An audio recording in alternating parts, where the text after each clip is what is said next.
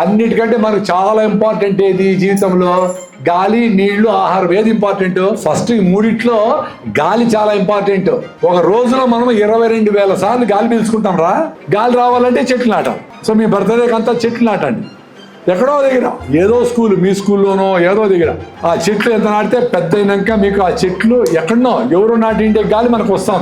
Amazon ఫారెస్ట్లో నాటిన గాలి సంగారెడ్డికి వస్తాం.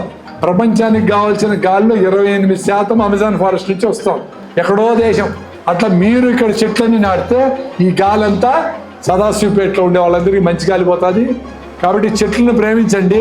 అనవసరంగా చెట్లు కొట్టేసేది తీసేది చేయకుండా మీ బర్త్డేకి అంతా చెట్లు నాటండి. ఎంత ప్లాస్టిక్ తక్కువ వాడితే అంత ఆరోగ్యంగా ఉంటాము.